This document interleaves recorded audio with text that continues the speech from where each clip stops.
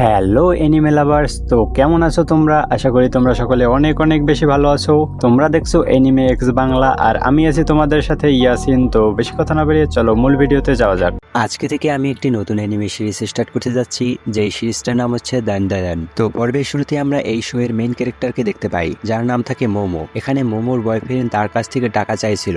মোমো তখন তার উপরে বিরক্ত হয়ে তাকে একটি লাথি মারে, কিন্তু ওই ছেলেটা সেই লাথিটাকে ব্লক করে উল্টো মোমোকেই একটি লাথি মেরে দূরে সরিয়ে দেয় আর তার সাথে ব্রেকআপ করে ওখান থেকে চলে যায়। মোমো তখন তার বয়ফ্রেন্ডকে গালি দিতে থাকে। এরপরে মোমো ক্লাসে এসে তার বান্ধবীর কাছে কান্নাকাটি করতে থাকে, আর তখন তার বান্ধবীরা বলে, তোমার ওই ছেলেটাকে পছন্দই বা হয়েছিল কেন? মোমো তখন বলে, আসলে ওই ছেলেটা আমার ফেভারিট একটা তাকাকুরার মতো দেখতে। কিন্তু এই উত্তরটা তার বান্ধবীদের পছন্দ হয় না। এরপরে মোমো ক্লাস থেকে বাইরে চলে আসে আর নিজে নিজেই বলে, এই দুনিয়ার সবাই খুব খারাপ, আমাকে কেউই ভালোবাসে না। এমন কোনো যদি কেউ হতো এখন আমাকে এসে একটু সান্ত্বনা দিত। মোমো তখন দেখতে পায় অন্য ক্লাসে একটি ছেলেকে সবাই মিলে খুব বিরক্ত করছিল। এটা দেখে মোমোর খুব খারাপ লাগে আর ওই ছেলেটার সামনে গিয়ে বসে যায়। মোমোকে দেখে ওই ক্লাসের অন্য সব ছেলে পেলে ওই ছেলেটাকে বিরক্ত করা বন্ধ করে দেয়। এরপরে মোমো ওই ছেলেটার বই দেখে ওই ক্লাস থেকে বাইরে চলে আসে আর বলে, এই পৃথিবীতে তো খুব খারাপ লোক বেড়ে গিয়েছে, আমার তো এখন প্রচুর পরিমাণে রাগ হচ্ছে, এখন আমি আমার রাগ কার উপরে গিয়ে ঝাড়বো? তখন এই ছেলেটা বাইরে চলে আসে আর মোমোকে বলে, আমি জানি আপনি এটা খুব বেশি পছন্দ করেন।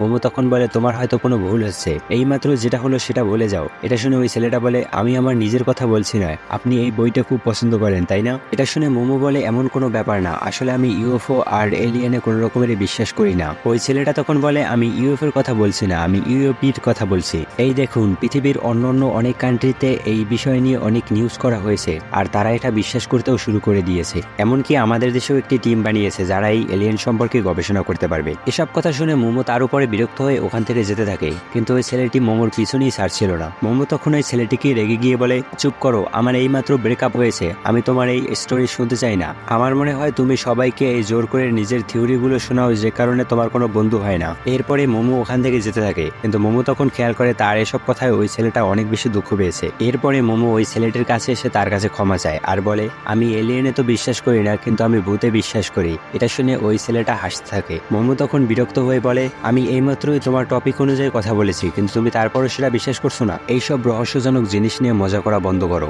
এমনও অনেক ঘটনা আছে যেখানে মানুষের ভিতরে ভূত ভর করে তার অবস্থা খুবই খারাপ করে দিয়েছে। তুমি কখনো এই সকল ভয়ঙ্কর ঘটনা নিজের চোখে দেখেছো? ওই ছেলেটা তখন বলে, দেখো, তুমি আবার এই সকল রোগের কারণে নিজেই ভূত হয়ে যেও না, কারণ আমার বইতে তো ভূত সম্পর্কে কিছুই লেখা নেই। মোমো তখন ওই ছেলেটিকে বলে, তাহলে তুমিই বলো, তুমি কখনো এলিয়েনদের সাথে ইউএফওতে করে ঘুরেছো? আর তারা দুজন এই কথা নিয়ে অনেক বেশি তর্কাতর্কি করতে শুরু করে দেয়। তখন ওখানে মোমোর বান্ধবীরা চলে আসে আর তারা দেখে অবাক হয়ে যায় যে মোমো কত তাড়াতাড়ি তার এক্স বয়ফ্রেন্ডকে ভুলে নতুন ছেলের সাথে লাইন মারতে শুরু করে দিয়েছে। এরপরে মোমো ওই ছেলেটাকে বলে, আসো তাহলে আমরা একটা চ্যালেঞ্জ করি, এই পৃথিবীতে যে ভূত আছে সেটা যদি আমি প্রমাণ করতে পারি তাহলে তুমি আমার গোলাম হয়ে যাবে। তখন ওই ছেলেটা বলে, আমি যদি প্রমাণ করতে পারি যে এই পৃথিবীতে এলিয়েন আছে তাহলে আপনি আমার গোলাম হয়ে যাবেন। এরপরে সিন শিফট হয়ে যায়, আমরা মোমোকে দেখতে পাই যে কিনা রাতে একটি পুরাতন হসপিটালে গিয়েছে। সেখানে গিয়ে ওই ছেলেটাকে ফোন করে আর বলে, তুমি আমাকে কোথায় আসতে বলেছো, এটা অনেক ভয়ঙ্কর জায়গা, এখানে কি ইউএফও সত্যি আসবে? আর ওই ছেলেটা তখন বলে, হ্যাঁ, হসপিটাল হচ্ছে ইউএফওদের জন্য একটি পারফেক্ট জায়গা আর সবসময় ইউএফওরা হসপিটালের কাছেই নামে।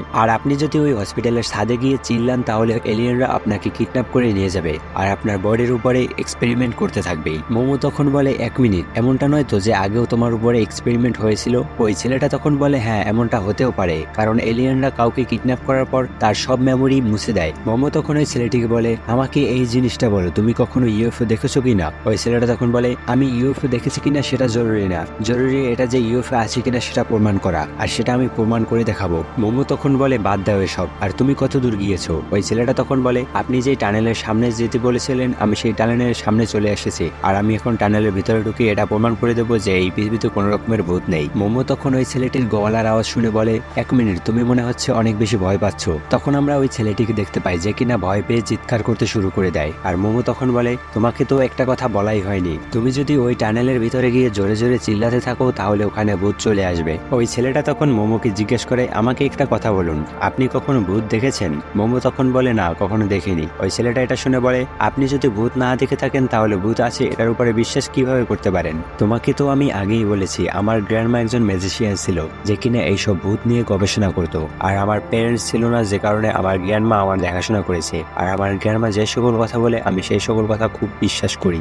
আর আমি যতবার আমার ঘর থেকে বের হই আমি ততবার একটি রিচুয়াল করে আমার ঘর থেকে বের হই, যার কারণে আমার স্কুলের সব বন্ধুরা আমাকে সবসময় বুলি করতো। আর আমি যদি এমনটা না করতাম তাহলে আমার গ্র্যান্ডমা আমার উপরে অনেক বেশি রাগ হতো। কিন্তু একদিন আমার অনেক বেশি দুঃখ লেগেছে, কারণ আমি যেই মেয়েটাকে অনেক বেশি পছন্দ করতাম সেই মেয়েটা আমার এই রিচুয়াল নিয়ে আমাকে বুলি করেছিল। এ কারণে আমার গ্র্যান্ডমার উপরে আমার অনেক বেশি রাগ হয়। তারপর থেকে আমার গ্র্যান্ডমার সাথে আমি কথা বলা বন্ধ করে দেই আর ওই রিচুয়াল পারফর্ম করাও বন্ধ করে দেই। আর কেউ যদি আমার ফ্যামিলিকে নিয়ে অপমানজনক কথা বলে তাহলেও আমার অনেক বেশি রাগ হতে থাকে। একদিন এমন একটি ছেলে আমার ফ্যামিলিকে নিয়ে অপমান করছিল, তখন আমার অনেক বেশি রাগ হয়েছিল। আসলে আমি আমার গ্র্যান্ডমাকে অনেক বেশি ভালোবাসি, যে কারণে আমার গ্র্যান্ডমাকে নিয়ে যদি কেউ কোনো খারাপ কথা বলে তাহলে আমার অনেক বেশি রাগ হয়। আর আমি আমার গ্র্যান্ডমার উপরে পুরোপুরি বিশ্বাস করি। আমার গ্র্যান্ডমা বলেছে যে ভূত আছে, আমিও তাই বিশ্বাস করি ভূত আছে। এখন তুমি তোমার কথা বলো, তুমি এলিয়েনদের উপরে বিশ্বাস কেন করো? ওই ছেলেটা তখন বলে, এটা বলা কি খুব জরুরি? মোমো তখন বলে, কি হলো, এমন কোনো রিজন নাই যে কারণে তুমি এলিয়েনদের উপরে বিশ্বাস করো? ছেলেটা তখন মোমোকে বলে,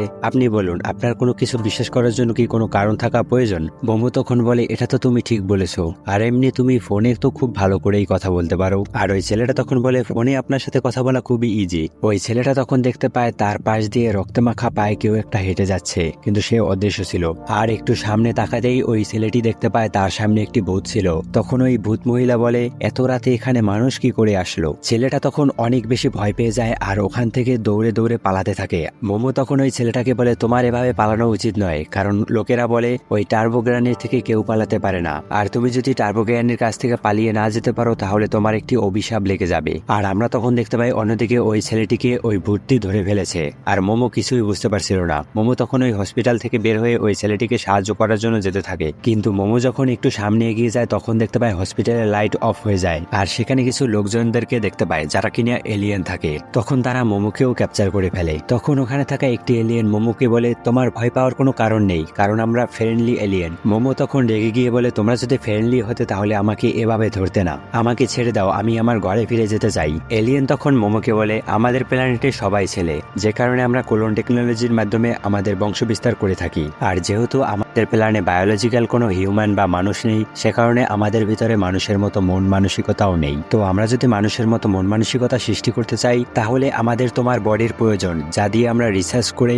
এরকম কোনো ফাংশন তৈরি করব যাতে আমাদের ভিতরে এই ইমোশন চলে আসে। এটা শুনে মোমো না করে দেয় আর জোরে জোরে চিল্লাচিল্লি করতে থাকে। তখন ওই এলিয়েনরা তাদের পাওয়ার ইউজ করে মোমোকে শান্ত করে দেয় আর তার ভিতরের ইমোশনকে জাগাতে থাকে। আর তখনই আমরা দেখতে পাই মোমোর ফোন বেজে ওঠে আর ওই ফোনের ভিতর থেকে টার্বোগ্রানি এখানে চলে আসে আর এসেই ওই এলিয়েনের ওটা খেয়ে ফেলে। আর তখন আমরা দেখতে পাই ওই ছেলেটি টার্বোগ্রানির রূপ নিয়ে ওখানে এসেছে, কারণ টার্বোগ্রানির কার্সের কারণে ওই ছেলেটি এই রূপ নিয়ে নিয়েছে। মোমো তখন ওই ছেলেটিকে তাকে সাহায্য করার জন্য বলে আর এলিয়েন তখন টার্বোগ্রানিকে বলে, তুমি কোথা থেকে আসলে আর তুমি স্মার্টফোনের ভিতর থেকে কিভাবে বের হলে? এরকমের টেকনোলজি তো আমাদের প্ল্যানেটেও নেই। আর তখন আমরা ওই ছেলেটিকে দেখতে পাই যে কিনা বলছিল, প্লিজ আমাকে সাহায্য করো, আমি নিজের উপরে কন্ট্রোল রাখতে পারছি না। এরপরে ওই ছেলেটি পুরোপুরি টার্বোগ্রানির রূপ নিয়ে নেয় আর টার্বোগ্রানি তখন বলে, আমি রক্ত খাবো, রক্ত কোথায়? এটা দেখে ওই এলিয়েন বলে, তোমার এখানে আসার কোনো অনুমতি নেই, তুমি হয় এখান থেকে চলে যাও না হয় তোমার বডি আমাদেরকে ডোনেট করে দিয়ে যাও যাতে আমরা রিসার্চ করতে পারি। এরপরে টার্বোগ্রানি ওখানে থাকা আরেকটি এলিয়েনের উপরে হামলা করে দেয় আর তার কিছু বডি পার্ট নিয়ে খেয়ে নেয়। তখন ওখানে থাকা অন্য একটি এলিয়েন টার্বোগ্রানিকে দূরে ছুড়ে মারে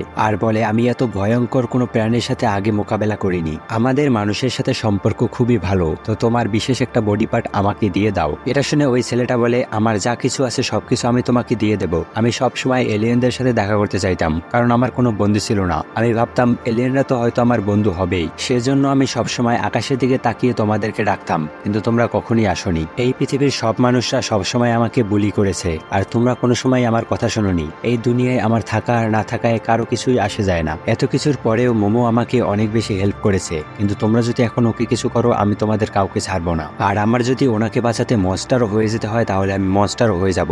এরপর আমরা দেখতে পাই ওই ছেলেটি তার সর্বশক্তি দিয়ে ওঠার চেষ্টা করছিল, কিন্তু ওই ডিমন তাকে তার পাওয়ার দিয়ে দূরে ছুড়ে মারে, যাতে ওই ছেলেটির অবস্থা খুব খারাপ হয়ে যায় আর ওই ছেলেটি হার মেনে নেয়। তখন ওই এলিয়েন বলে, আমি তোমার মতো রাগী কারোর সাথে বন্ধুত্ব করতে চাই না, আর এমনিতেও আমরা ছেলেদের থেকে মেয়েদের সাথে বন্ধুত্ব করতে বেশি পছন্দ করি। তো চলো আমাদের এক্সপেরিমেন্ট শুরু করা যাক। এদিকে মোমো তার গ্র্যান্ডমার কথা মনে করতে থাকে, যেখানে তার গ্র্যান্ডমা তাকে বলছিল, তোমাকে তোমার চিৎকার দিয়ে আওয়াজ বাইরে বের করে আনতে হবে। মোমো তখন বলে, আমি এটা করব না, এটা যদি করি তাহলে বলে আমার সব বন্ধুরা আমাকে নিয়ে মজা করে। মোমোর গ্র্যান্ডমা তখন বলে তুমি এটা কি ধরনের কথা বলছো? তুমি যদি তোমার গলার আওয়াজ সম্পূর্ণ বাইরে বের করে আনো তাহলে তুমি সব ধরনের রোগবালাই থেকে দূরে থাকবে আর তোমার বিপদ সব কেটে যাবে। তখন মোমোর জ্ঞানী তাকে তার গলার আওয়াজ বের করার জন্য বলে, আর মোমো যখন এটা চেষ্টা করে তখন তার সব বুলির কথা মনে করতে থাকে, এখানে সবাই তাকে বুলি করছিল। মোমো তখন তার গ্র্যান্ডমাকে বলে আমি এটা করব না, আমি এই জিনিসটাকে ঘৃণা করি আর আমি আপনাকেও অনেক বেশি ঘৃণা করি গ্র্যান্ডমা। সিন প্রেজেন্টে চলে আসে আর এখানে মোমো বলে আমি আমার পাস্ট কেন দেখতে পাচ্ছি, আমাকে ক্ষমা করে দিয়েন গ্র্যান্ডমা, আমি আপনার সাথে খারাপ ব্যবহার করেছিলাম।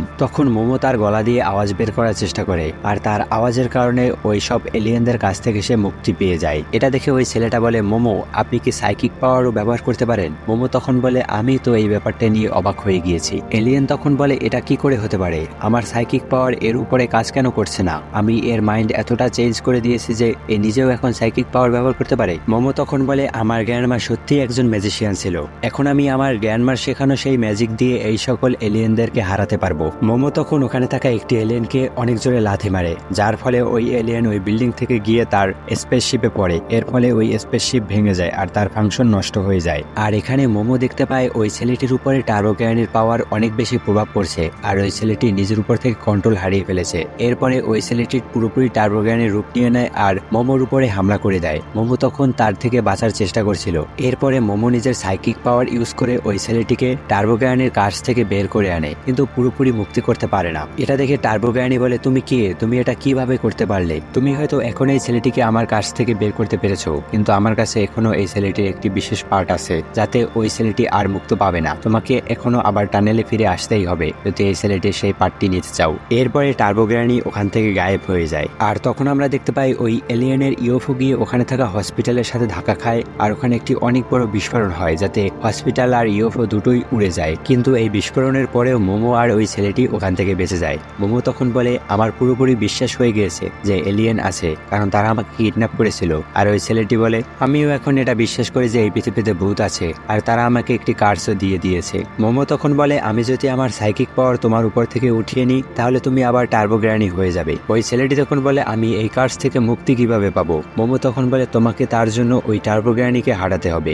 ওই ছেলেটি তখন বলে যদি এমনটাই হয়ে থাকে তাহলে চলো ওই টানেলে যাওয়া যাক। মোমো তখন বলে কি বলছো এখনই? এরপরে ওই ছেলেটি নিজের কাপড় চোপড় মোমোকে দিয়ে বলে আমি চাই আপনি এখান থেকে বাসায় চলে যান, আমার সাথে আপনার আসার প্রয়োজন নেই, কারণ এই সব কিছু আমার জন্যই হয়েছে। আমি যে করে হোক ওই টানেলের কাছে পৌঁছে যাব আর কোনো না কোনো ভাবে নিজেকে বাঁচানোর কোনো উপায় ভেবেই নেব। মোমো তখন বলে তুমি তোমার সাথে আমাকে নিতে চাচ্ছ না কেন? আর এমনিতেও আমি তোমাকে একলা ছাড়বো না, কারণ আমি যদি তোমার সাথে না থাকি তাহলে তুমি মারাও যেতে পারো। ওই ছেলেটি তখন বলে কি আপনি সত্যি আমার মতো একজন মানুষকে সাহায্য করবেন? চিন্তা করো না, আমি তোমার সাথে আছি। আর মোমো তখন ওই ছেলেটিকে কিছু কাপড় চোপড় দেয় আর বলে এই নাও পরে নাও। তখন এই ছেলেটি মোমোকে বলে আপনি যদি কিছু মনে না করেন তাহলে এই কাপড়গুলো পরে নেবেন প্লিজ, কারণ আমি এভাবে আপনার সাথে স্বাভাবিকভাবে কথা বলতে পারতেছি না। তখন আমরা এদিকে মোমোকে দেখতে পাই যার কিনা হার্টবিট অনেক বেড়ে গিয়েছে। আর মোমো বলে আমার হার্টবিট এত বেড়ে গিয়েছে কেন? আমি এই জন্য অবাক হচ্ছি যে এই ছেলেটি এইমাত্র আমার ফেভারিট হিরো তাকাকুরার লাইন কপি করেছে, আমাকে নিজেকে শান্ত রাখতে হবে। মোমো তখন ওই ছেলেটিকে তার নিজের নাম জিজ্ঞেস করে আর ওই ছেলেটি তখন বলে